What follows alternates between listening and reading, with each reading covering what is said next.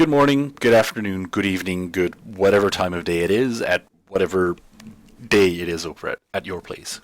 My name is Benni Jagere, and I'm coming to you from Belgium. Belgium is not the place where I would have wanted to be at this time, because I would have loved being there in Seattle with each and every one of you, and being so sleep deprived that I was barely able to keep myself awake during sessions.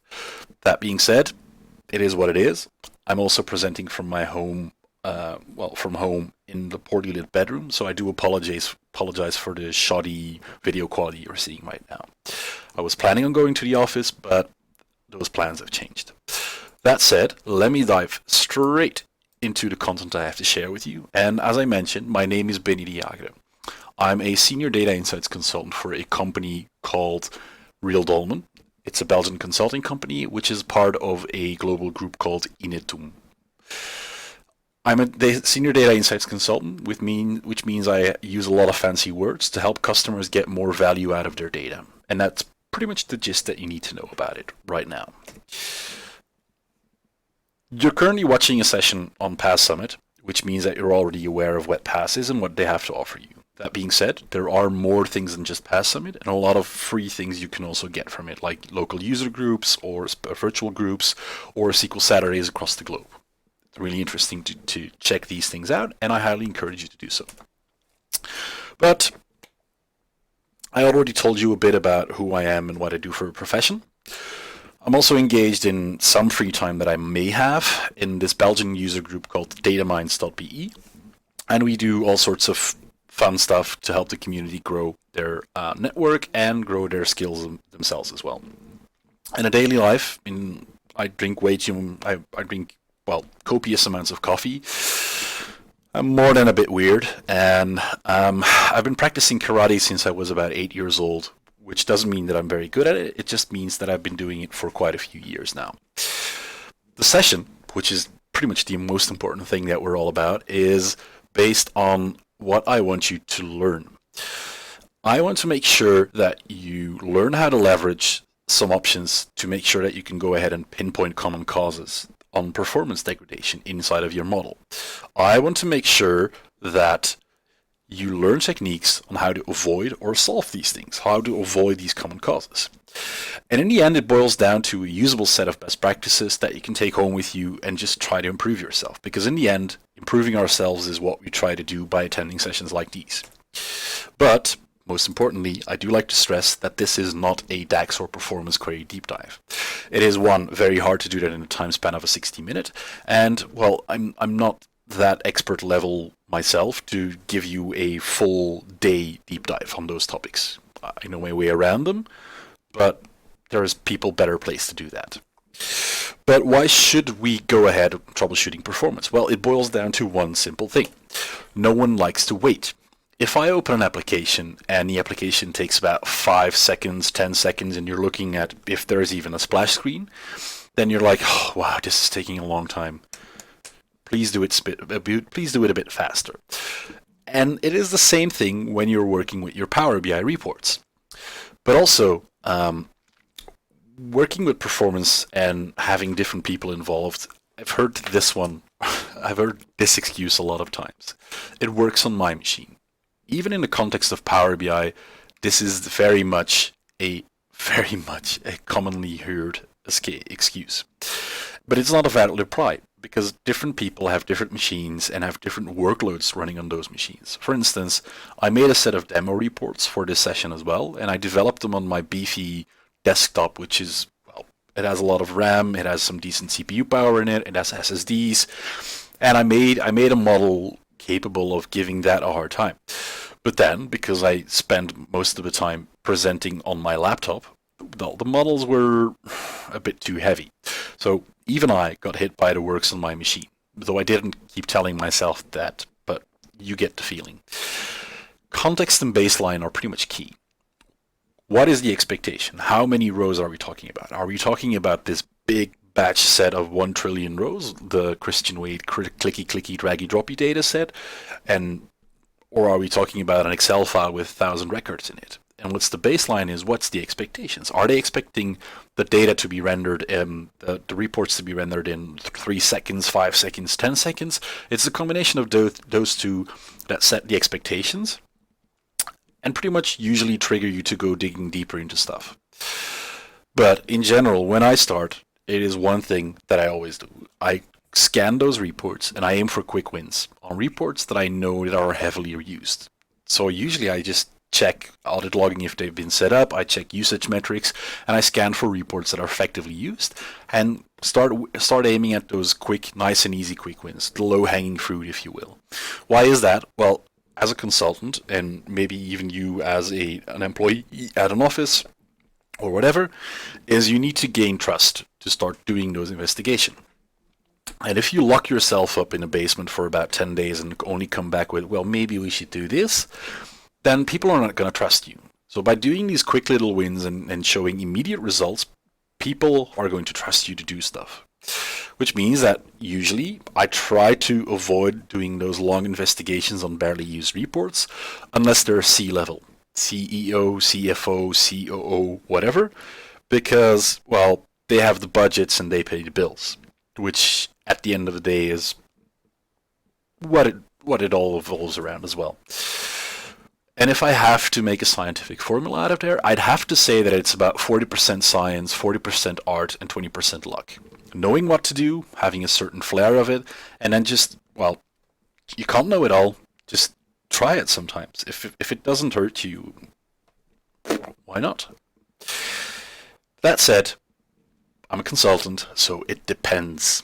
Sorry to throw that in here, but it really does do, because there's always a bunch of different factors in there that can influence the results way more than you even think. But there's one thing we do need to talk about before we go on, and it's this thing called noisy neighbors.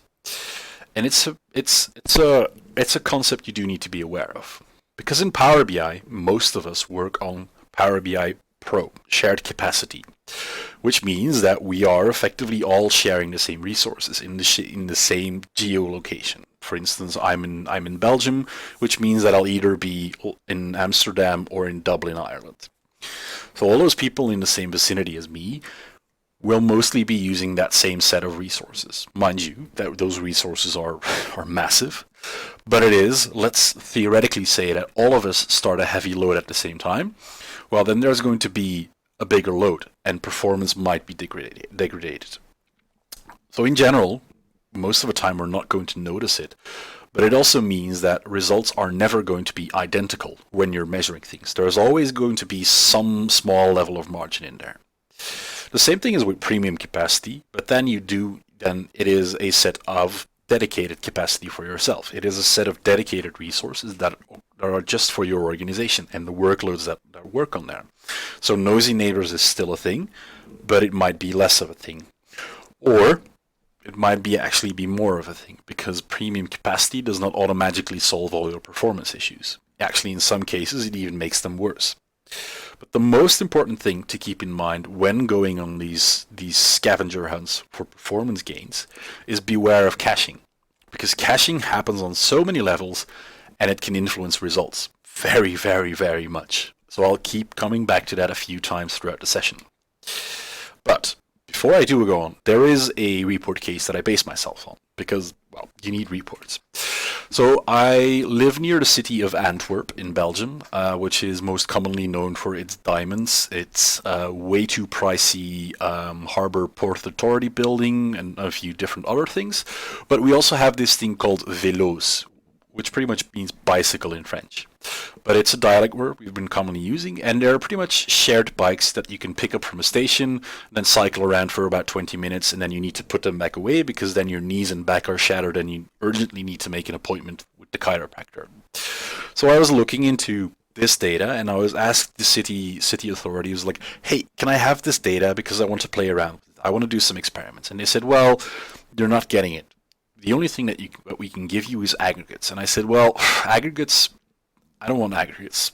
It's not fun. I want to have the base level data to do my own aggregations on top of them. So I started looking further. I started using my favorite search engine of all, Ask Jeeves, and I came to the New York City bikes, which was actually, well, a lot better because it is the same thing. It is New York has these exact same bikes. I can't vouch for the fact if they're better or not because I've not been to New York yet.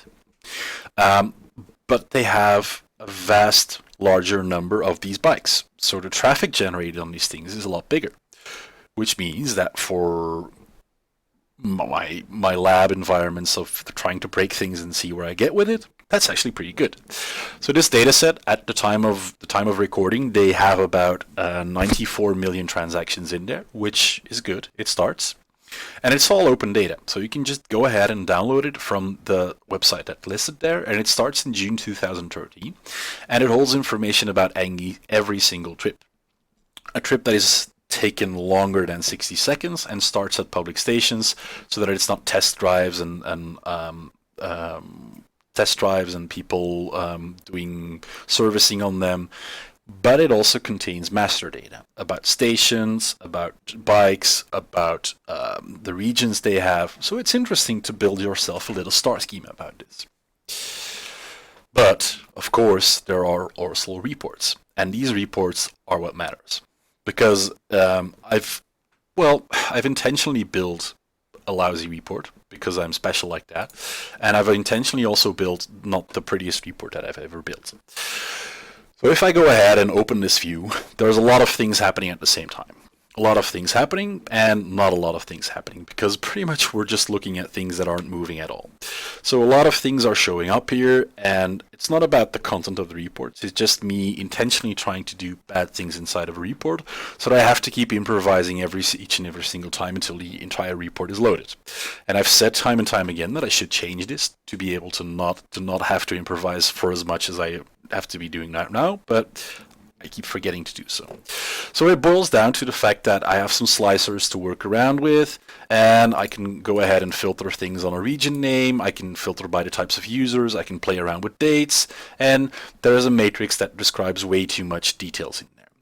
We also have this very pretty map. It's the regular Bing map, so not the Azure maps yet, and a small graph of the things there as well. So it is nothing too fancy. I also have this view with a station with the best visualizations that you can ever use, obviously. And like I said, it's not about my report designing skills, it's pretty much about whatever I was doing. But also, the second I came back to this report, it went blazingly fast. You might think. But it's pretty much just caching at work, because if I go ahead and start filtering with these different things, it's going to take up still some time to start rendering most of these things, because right now it's doing the matrix first and then it's not showing me any of these details anymore, so there's different things at work. Is this a bad thing? Well, it depends. But this is a report that I want to go ahead and work on. So I do need to close off this report right now, and then there's going to be another version ready for me to get started. But I will dive into that when we get back to it, because it is something that I want to be using and explaining you more about. Because like the Power BI desktop that I just had open, there's a lot of things happening in there that you may not be aware of. For instance, did you know that when you're opening Power BI desktop, there is actually a local version of analysis services running on your laptop if you're working in Power BI desktop? And that's not the only thing, because analysis services, well, when I was thinking about it, sounded pretty logical to me because I knew that the engine is the same thing. But then there's a lot of other different things in there as well, because for instance, there's also these things called the mashup evaluation containers. Well, what are those? Those are processes spun up by Power Query to make sure that your data in Power Query is processed. So that's a lot of things happening in there as well. And then you also have these C/E/F# browser subprocesses. Well, what's that? Those are processes ran and spun up to render your visuals. Cool. I didn't know that was happening there either. And then you have this thing called the console window host. And that's just pretty much orchestrating the entire thing to make sure that they all work together. So that's all just happening on my local machine, on Power BI Desktop. Cool. So remember when I said works on my machine is a terrible reply? Well, this is partly why as well, because those different things, they'll probably have different usage for CPU and memory. Probably. Likely. And as soon as we publish our report to the service, not everything gets spun off to the shared capacity, because rendering of the visuals happens on the local machine of the end user. So works on my machine also has an impact on the machine rendering those visuals. Heavily compute and render intensive visuals will possibly give you a worse performance on an end user that has not as much specs on his machine. Important stuff to think about, because it had me thinking about these different things as well. But let's go on, because I've shown you the report. There's a bunch of things working inside of Power BI Desktop, and also a bunch of things working on the Power BI Cloud service, and potentially also on the end user machine. But enough talking. How do I get started? A user rang me up and said, Benny, this report is slow. Fix it before your second coffee. Okay, well, then I'll just get started. So I have a bunch of tools for the trade, and I don't always use the same ones. It depends on where I am at a customer and what a customer allows me to install or what they don't allow me to install. But we'll get to that as well. Because the most important one of all is the Performance Analyzer Pane. And that made this whole lot easier to fix these kind of things. Because it came out in May 2019, which is a year and a half ago already, and it is pretty much a flight recorder for all our different operations. And it breaks down our execution times, and you can actually also export them. And it's the breakdown of the execution times and the flight recording thing that is actually really useful, because that allows us to see what actually took how long to fix and how long to execute, which is cool, because before that, we actually had to check for DAX queries, we had to set up trace files on the local analysis services engine, and we had to do all sorts of different things, which made it a lot more complex. And this is just, well, it makes it easier for people as well. So let me get back to that as well, to my other report, because I had a second one open. And why am I landing here is, well, caching. Because right now, this is a clean model, nothing has been opened yet, and if I open up the same report again, like I did before, I'm moving around in different tabs and clicking on buttons, well, the results are a bit skewed because caching is happening. So if I want to go ahead and open up Performance Analyzer, I can go to the View tab, select Performance Analyzer, and this is going to open up a new pane on the right-hand side. So as soon as I start recording, this means that as of now, every single action that I'm doing will be recorded, and the results are also going to be shown, which is what makes it really interesting. Because as soon as I go back to my other tab, a lot of things are happening, and it's working, and I promise that I'm not going to spend the 30 seconds again trying to improvise the entire time, but I'm going to go ahead and look at these results as well, because we see a bunch of things happening, and I've got consistently high times on 4 seconds, 5 seconds, 6 seconds, and looking at it, it's a single card with a month-to-date visual in there, for instance. How can it take 5 seconds? Well, that's the beauty of it. You can actually open the breakdown and see how long this took. So the DAX query didn't take long. It took me 31 milliseconds. The visual display, it took me 89 milliseconds to render the card as well. And then it took me 5.5 seconds of other. And then what's this other thing? Well, in short, other stands for don't bother. It means that it's waiting for different processes. Power BI Desktop can only do so many things at parallel that it forces every other thing to wait until it is done with it, and then the next process can start. So if you're putting a lot of single things on a one report tab on a one single page, it is going to have a lot of time waiting on those different things.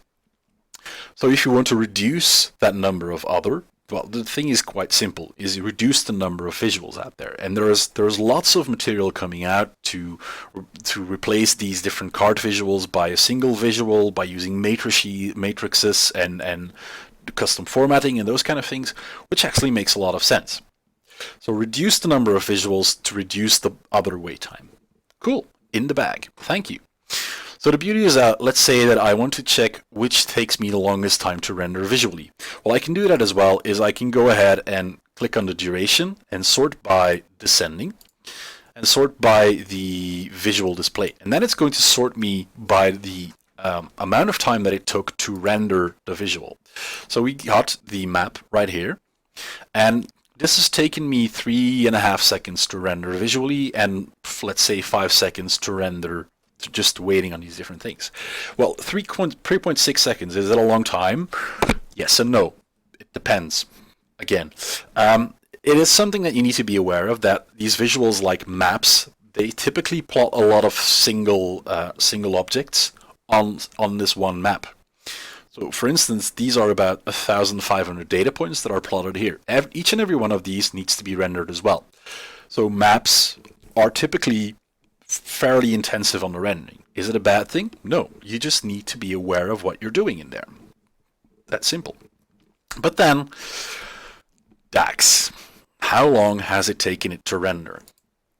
And the usual suspect is the overly detailed matrix in there. And I'm going to spoil this for you right now. This is a matrix that is boiled down to the day level for every single station for pretty much as many details as it can be. So it's a lot of data in there, and if you want to fix this, well, use a better visual. There's just too many data in there to effectively render a decent visual. But I'll go ahead and look at one of the other visuals, for instance, what I need to be doing there. And that's not a good timing for the keyboard to start dying. But let's say that, for instance, I'm taking the card total trips the user date. I can go ahead and copy the query, and well, Notepad++ is cool, but we're not going to be using that inside of Notepad. I'm a big stickler for one of the other tools, and I'm straightly going to dive in there, which is called DAX Studio. DAX Studio is developed by Darren Gospel, an Australian MVP, and you've probably heard it being evangelized by Marco and Alberto, our favorite Italians from SQLBI.com. So since external tools are there, I can start up DAX Studio, and it will automatically connect to the model that I'm using, which makes these things a lot easier, because in different times you have to spin it up yourself and then start connecting to it, and it's just easier these days. So I can go ahead and paste my results in there, and I can start looking at what things are happening. So first things first, clear the cache to make sure that there's nothing in there as well. And then go ahead and run this, and it's going to show me a result, and it's pretty cool because I can see whatever is happening with it. But let's say that I want to go diving a bit deeper in there, and as I mentioned, I'm not going full details on here because it would just take me too long. I can connect and use these things called server timings. And server timings is going to give me more interesting information. And let me quickly dive in there as well. I've cleared my cache yet again. And if I run this query, it's going to give me results. And let's go diving into these results. And there's a lot of things happening here. So it is a simple year-to-date measure. Nothing too fancy happening there. And the time is 11 milliseconds, which is great. And there's this thing called SE and FE and a lot of other different things. Well, what you need to know about this is, if you want more details, go to SQLBI.com, because they pretty much wrote the book about it. And it is the fact that SE, storage engine, is the data, how it's physically stored inside of the model that is located in the RAM memory. And formula engine works on the CPU, on your processor, and it takes small chunks of data from your storage engine and does complex processing with it. In general, I try to keep my SE queries, my storage engine queries, as low as possible, but also make sure that they do the brunt of the work, because that is where the most speed and power is. How can you go ahead and check if these things are occurring correctly? Well, you can see what's happening on what SQL-like queries that are executing there and how you can get started. But as I mentioned, it is really hard to dive into this fully in depth. So I highly recommend you to go look at the work that it's been done by Marco and Alberto, because they have some incredible stuff out there. But let's say that I've fixed up my model and I've executed it again. This gives me input on what I need to fix inside of my model, which is great, which is really great. But it is not the only thing that I can use, not the only tool at my disposal to start fixing things. Because, for instance, I can also start and go ahead and start editing my DAX measures here and start doing different things to make sure that I know what's effectively happening, and then take the changes that I want to make and take them back to my Power BI model. So possibly in the future we'll also be able to do live editing inside of DAX Studio. I don't know. We'll see. I, for one, hope that it could be happening, because that would be insanely cool. But we can also go ahead and make sure that we can get the results for these different measures and make sure that that we can all look at what this is doing, look at what this is happening, which is one thing.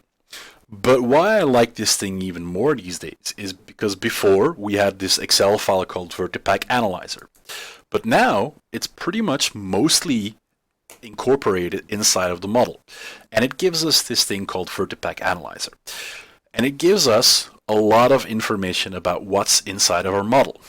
And why is this important? Well, it allows you to go check which of these fields is heavily using my database. How big is this? How large of a model is it? And how much place is this taking up? So this is great because this allows you to go diving a bit more deeper. But I'm a stickler for the Excel version. Why is that? Because it allows you to get some more information that is currently not inside of DAX Studio yet. But for that easy first glance on things, perfect. Use it. Definitely do so. It is excellent for that. But for those that are a stickler for the Excel version, let's say that I open one of these versions. Let's just take one at random, willy-nilly. It is an Excel file, and this Excel file pretty much just connects to the model, the internal analysis services engine that we're seeing. And what's the difference there is because it's pretty much Excel, so we all know, love, or possibly hate Excel, and this gives us a lot of information. But why I personally like this a lot is because it gives me an instant overview of what I have inside my model. So what I have for measures, what I have for calculated columns and calculated tables, and I just realized that I opened the wrong version. Sorry, so I need to open up again. Luckily this is all done beforehand, so it doesn't take as long. So if I go ahead and get myself an overview of the measures, it all just gives me this instantly, which is super easy because it will allow you also to do some kind of documentation, some inventorization, and go deeper into these things. Calculated columns as well, which is usually one of my first suspects to go digging into things. I'll come back to that later. But this is pretty cool because this allows me to go ahead and look at, hey, why is this table taking up 99% of my model? Why is that? Well, why is this field taking up 99% of my model? Sorry. Why is this table, for instance, my fact table, taking up 99% of my model? And why is that in my fact table I have these IDs that take up so much space of my model?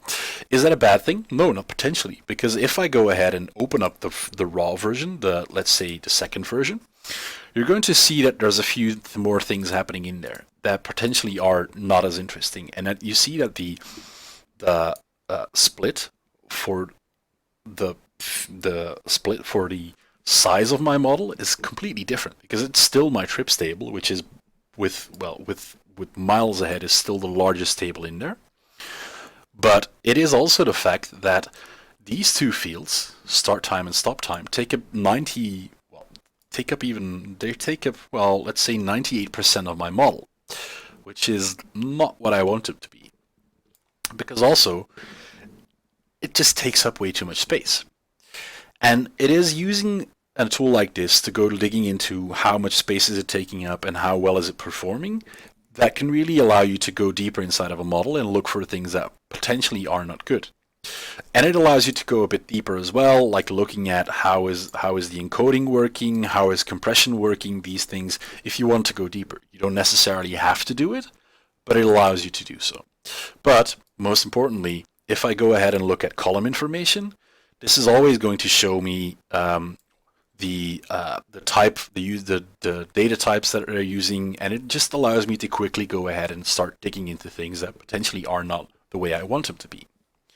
So I'd highly recommend you to get started with either the version that's located inside of DAX Studio or the Excel version that you can just download from their website as well.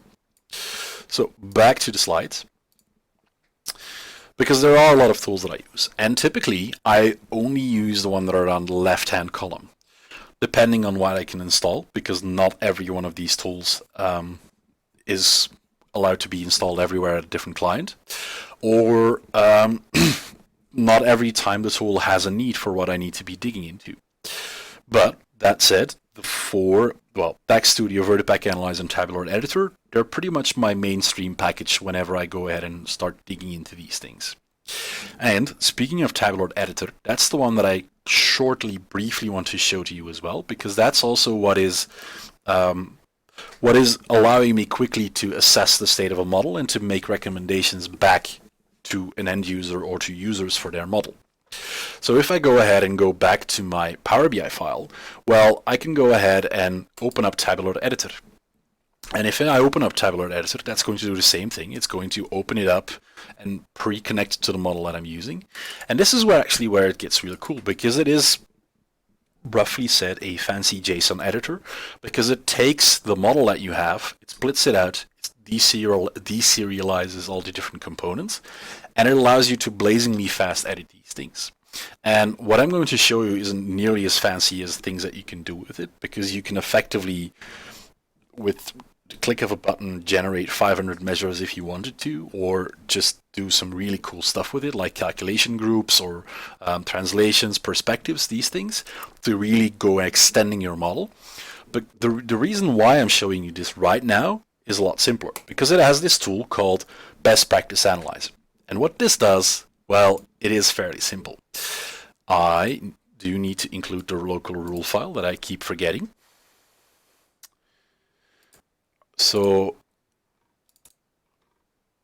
yep, there we go. So as soon as I include the local rule file, just the standard rule file, it goes ahead and checks for a bunch of different rules, and it gives me back every single violation that's happening on there, which is pretty cool, because I have an entire model right now, and as soon as I go ahead and say, give me the best practice analyzer, this instantly gives me back a list of things that I should be fixing. And why is this so cool? Because you can extend those rules yourself, or you can find them on the GitHub page for Tabular Editor, because a lot of people are doing heavy work with this right now as well, is with the click of a button, you've assessed your model by hand of rules that have been based on years and years of practice with tabular models.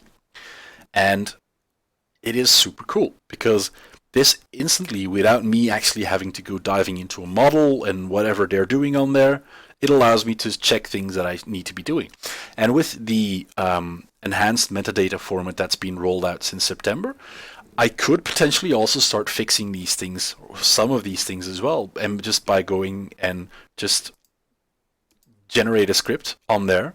Whoops, maybe I need to take another one. Generate a fix script, and instantly get a fix for that or apply it as well. And that is, if people come up to me and say, hey Benny, can you check out my model? There's two steps that I do. It is run the best practice analyzer and run a Vertipack Analyzer file.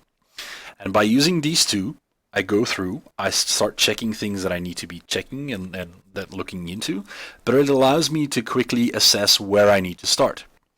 And that, potentially in combination with the output that I get from the Performance Analyzer Pane, allows me to instantly get a look at, hey, this is performing slowly. I need to start looking into this, and go ahead and dig deeper into these things. So is that a complete overview of how to troubleshoot performance? Definitely not, because I still keep learning new things every single time I do it. There is no single scenario every single scenario is unique across the globe, and it is not possible to know each and every one thing. But this is always how I get started with things. Performance Analyzer Pane, Tabular Editor, Vertipack Analyzer. It's my holy trinity to get started. And then depending on the needs I have, I go for it. But it also boils down to what I mentioned before, is that it's all about a set of best practices.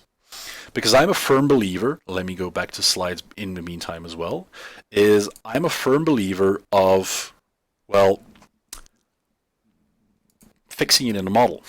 It is as easy as putting it like that. I'm a stickler for having a decent model, having a good model that can handle your needs, rather than having to write 50 lines of complex text to start doing what I needed to do. It's the way I was educated to do so in the past, because when I started, memory wasn't as present as it is now, and we had to have decent models to use optimal resources for it. And it still hasn't changed, because it is easier to do it that way as well.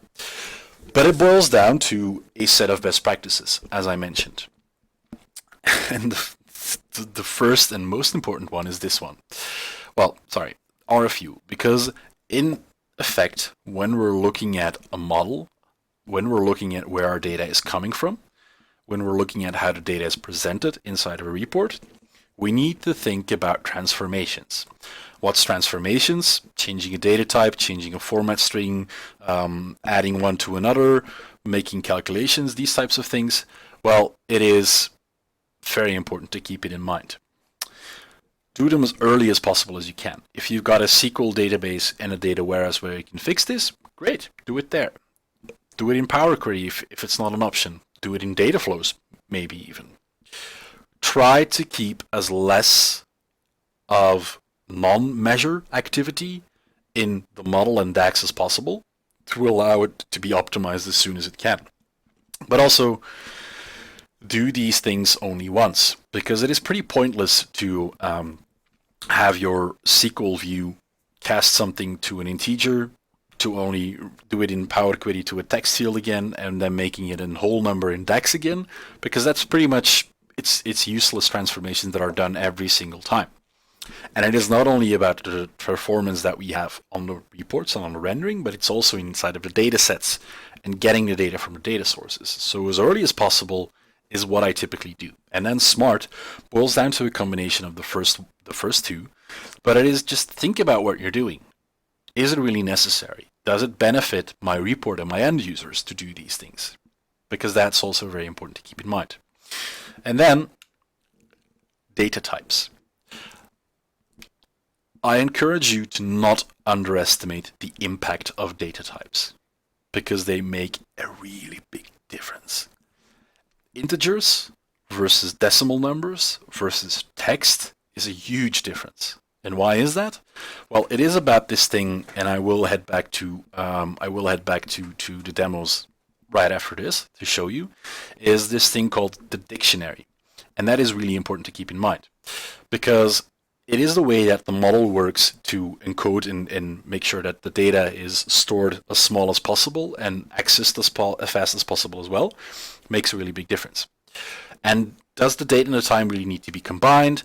Think about the precision and the scale that we have. Do we really need those 8 decimal numbers, or can we do it 2 or a whole number, for instance? It is really important to keep that in mind.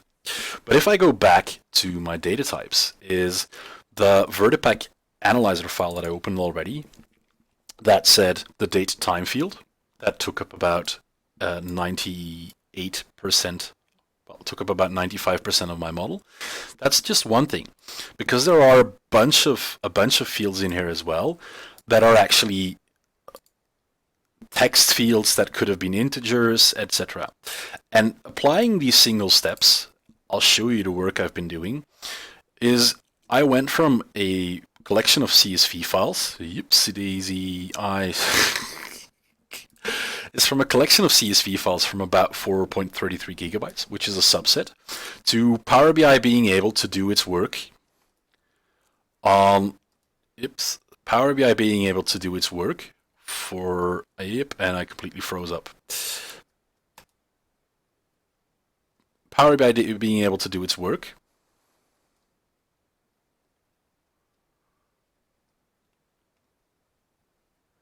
going from 4.33 gigabytes to 955 megabytes, which is just the raw file, just no automatic hints for data types, just doing that as well. So pretty much everything is loaded in there as a text.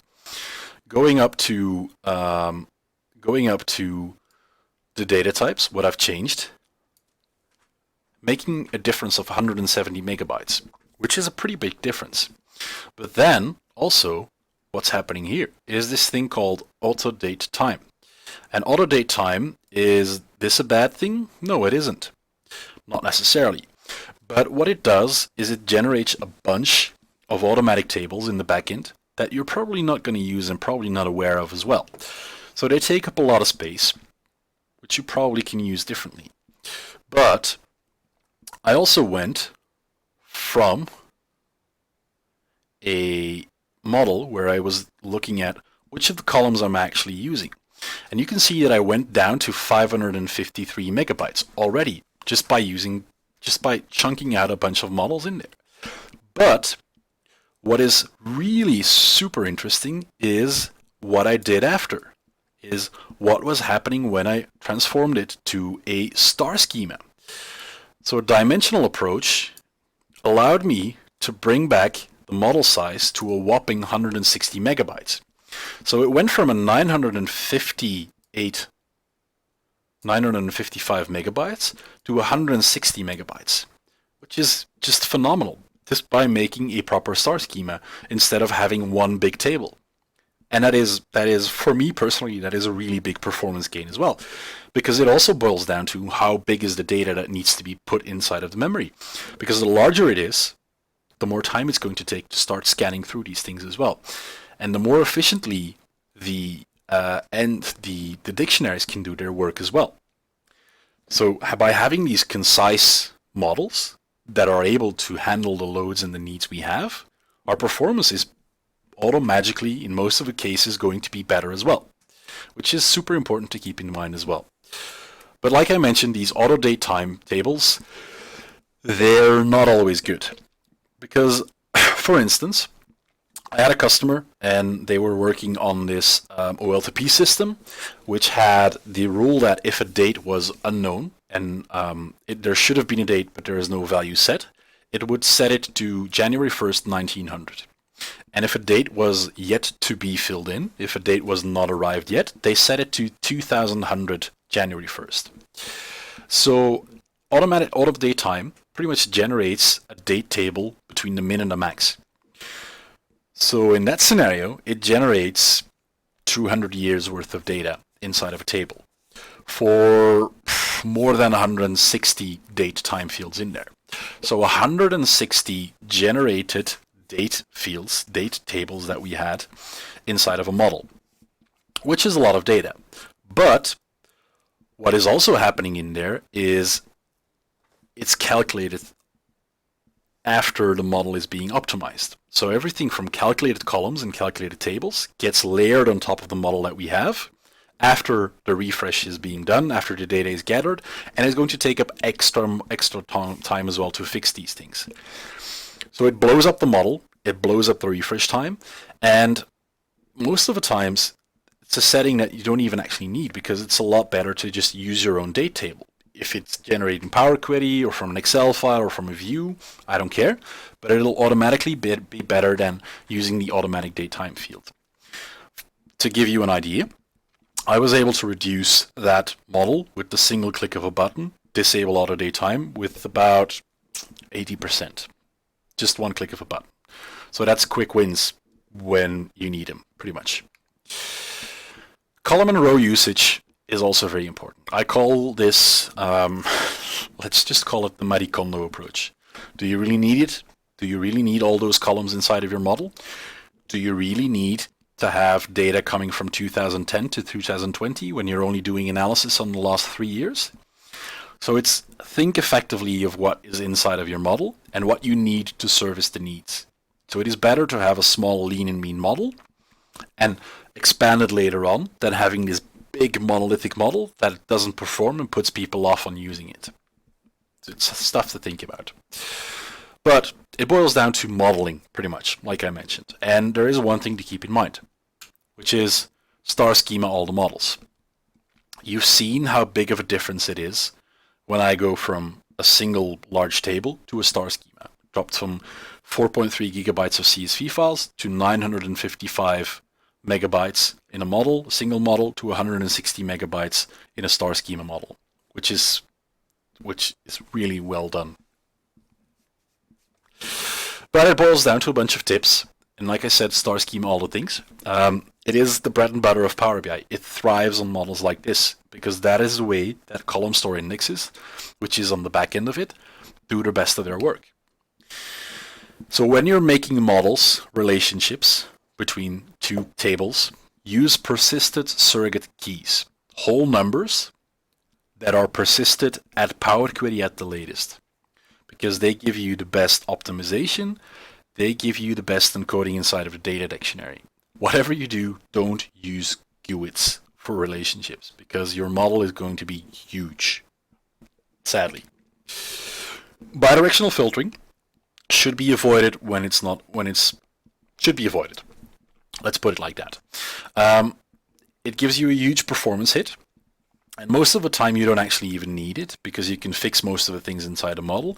And if you actually do need it for some reason, it would be better to use the DAX function called cross filter to only filter those measures that you need it for and not every single thing, because it also, in some rare cases, gives you very weird results that you might not always notice, or end users could end up being confused by it. Auto date time should be disabled. Rather, mark a date table that you created yourself. Role-playing dimensions, they're debatable.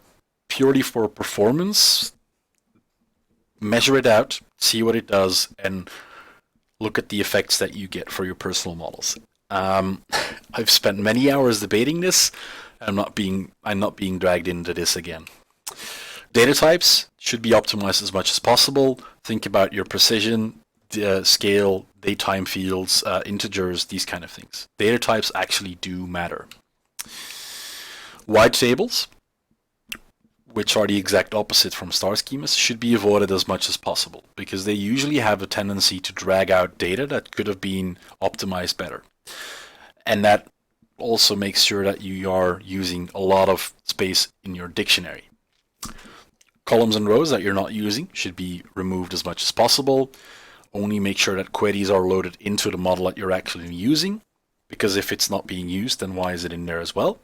And inappropriate summarization, or implicit measures as we call them, should not be allowed. And what is this behavior? Is, for instance, when you have an integer field called amount, you can automatically drag this on top of a visual, or you can automatically drag this into the canvas of Power BI, and it's going to make a sum measure out of it by default. It's super easy to work with, but outside of Power BI, when we're working with Excel, for instance, it doesn't always perform the way that we want it to. And Excel will pretty much not recognize a single measure, and you will not be able to do anything with that model. And there's other performance losses that you can also have in there, because well, let's just say that if you tell Power BI engine in the engine explicitly to do what to do up front, it's going to perform better. Boils down to that. And then think about your data granularity. Do you really need leaf level transactions on the second level? Or could you do it with day aggregates or whatever aggregates? It is something to think about, because if you don't need to do it on the leaf level, then it's probably going to take up more resources than you want it to. And then if you have key fields in there, you can either remove them if they're not used for relationships, or you can hide them to not confuse your end users with them. But also consider your source and refresh schedule. Where is your data coming from? Is it coming from a slow DB2 system, and is it heavily used at 3 a.m. to 6 a.m., or is it an Excel file that is stored somewhere inside of a OneDrive? These are all different things to think about, and you need to think about what your source can handle, pretty much. But it also boils down to how we're making our reports, what we're doing on these reports. Because, like I mentioned, the report that we started out with had some pretty specific flaws on there that you can easily avoid. And the first one to get started with is limit visuals on a single pane. And when I say visuals, I mean everything. Text boxes, lines, rectangles, everything that is being shown on a report page needs to be rendered. and everything that needs to be rendered is going to add to the parallelism queue that you have. So for instance, I know that Chris Webb and the guys at Power BI Tips, they've done some tests on putting 100 and 250 text boxes on a report page, so no data needs to be retrieved, but it still took more than minutes to render that page. It is just because of the fact that those different visuals need to be rendered, and they do it slowly. They do it queued. So if you don't need them, don't use them. And if you do need to have a lot of these rectangles and lines, try just using backgrounds or screens or whatever, just to make sure that these are limited. And if you can filter or slice data before rendering those visuals, that is a valid option. For instance, build out a landing page or use some pre-sliced filters or set up report filters. Those are all valid techniques to make sure that you're not using the entire brunt of data before users get in to actually have them use this small amount of data. It makes sense to do it like that. Not everyone is a fan of the landing page approach, but it has its merits. Not performance-wise, but well, just having more than 5 tabs, especially in the previous versions of Power BI Desktop where they were all lined up at the bottom, is a bit confusing for end users. And well, at a certain point of time, they'll not find their way. Sorry. And if you have visuals that don't need interaction, that don't need to slice each other, then you can go ahead and edit those interactions, those visual interactions, to not have interactions between them and not having to create every single time a new query for it.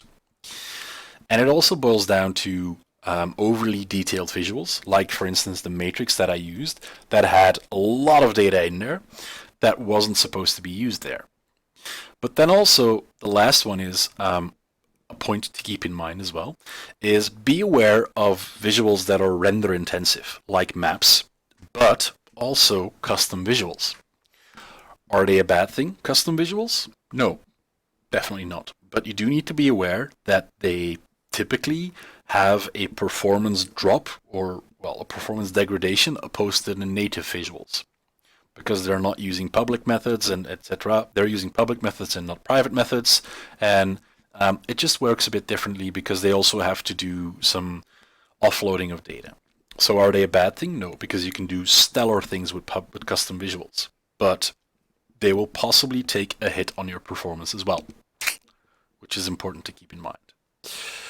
That being said, there is a bunch more content inside of the slide deck. I'm purposely not going into this because I always know that I'm not able to get there as well. But browse through the content as well. There is one thing that I want to show you before going to the takeaway as well. So this is the thing that I want to show you, and let me just take this. I should have. Oops, daisy. I'm really fiddling on this.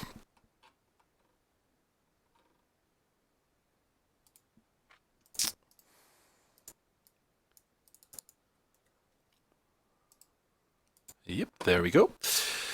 So if you open up this tweet in your browser of choice, this is Chris Hamill. He's part of the Power BI Cat team, but he's not one of these people that gets up and shouts "yo" on the YouTubes or slices things with actual swords and axes.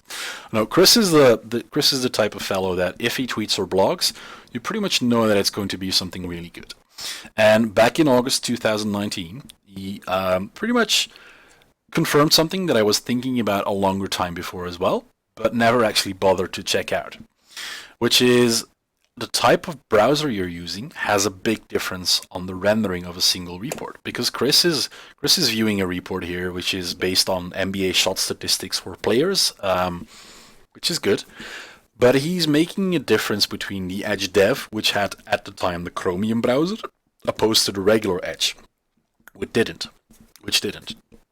And there is a difference for the same report of about 20 seconds on the same machine with a different browser. So works on my machine also boils down to what's the browser you're using. And at this time, Edge also has the Chromium kernel in there, I know, but there are browsers out there that don't have it. Internet Explorer probably is still rendering the report 1.5 years later. But Firefox also has a difference in there, a bit slower. Chrome does it around the same time, and then Opera, it also has the Chromium kernel as well. But having these modern browsers that are able to handle the HTML5 content in there better, is something that you also need to be aware of, because it makes a big difference. Well, not every one of us is going to create these visually intensive reports, but it is something to keep in mind when people are saying it's not working for me the way I expect it to be. That said, let me head back to the slide deck and go to the wrap-up, because there are some things that I do want you to take home with you. And that is mainly that if you're thinking about report performance, it should be thought of at design time. When you're designing reports, when you're designing models, think, how is this going to affect the model? How is this going to affect the performance in the end? Don't be afraid to test out things, just because if you do it right the first time, or close to right the first time, it's going to take you less time to fix these things later when stuff is literally like burning next to you and users are shouting at you and saying that they want their report faster. It is going to give you a better experience after as well. Transformations are key in whatever you're doing, because transformations take up compute time, they take up resources, and they should be done as early as possible, only once, and smart. Is it a useful transformation? Is it necessary to give yourself the requirements that users to be able to fill in those requirements for end users or not? Modeling is key. As I hopefully shown you, dimensional models, star schemas, they perform best when working with Power BI. And the choice of your browser and the hardware is a very important topic as well, because not every end user machine is as intensively able to handle these intensive loads. Not every browser is equipped to do these these same loads as well. It is something to keep in mind, and definitely look into this when end users report issues to you. Just quickly ask them what's the browser you're using, what's the hardware you're using, just to be able to have this as information as well when you're doing your research on there as well. And then create yourself a personal set of best practices for Tabular Editor. That, in combination with Vertipack Analyzer, with the Performance Analyzer Pane, that's the holy trifecta of going ahead and start looking into things and where is my issue located inside of my model. I realize that I've not got into Power Query a lot, because like I mentioned, it is hard to cover that in a 60-minute time span. But Power Query is a story of its own, really it is. But one last tip to get you started as well is, well, learn, keep learning. You're watching sessions right now. Read resources online, watch YouTube sessions. Try to pick up user group sessions that are going on around the globe. Just try to learn yourself new stuff to keep improving, because in the end, that's what most of us should be doing, and that's what most of us try to be doing as well. But you're already taking good steps toward that right now, because you're actually watching a session today, which is good. Keep doing that. There are a bunch of resources in there as well that you can go through. These are resources that I've read either in preparation for the session or on a daily basis. There are just a lot of things in there that are really helpful. The deck is already uploaded on the session portal, the event portal, so you can grab the deck, or you can grab them from the GitHub link as well. That said, a lot of resources, I know. I would like to ask you to fill in session evaluation. It's the first time that I'm presenting for an American audience, being at the past summit. I would have preferred it to be in person, I know. but it is the way it is. And I do hope to come back to Seattle to present live to you as well. So please fill in the session evaluation form because it allows both the organizers and myself to know what was not stellar about the session and what needs to improve. That said, I would like to thank each and every one of you. I'm available for Q&A, or if you have any questions, reach out to me on the socials, or you can send me an email. Thank you for your time. I hope it was useful for you, and let's go to Q&A.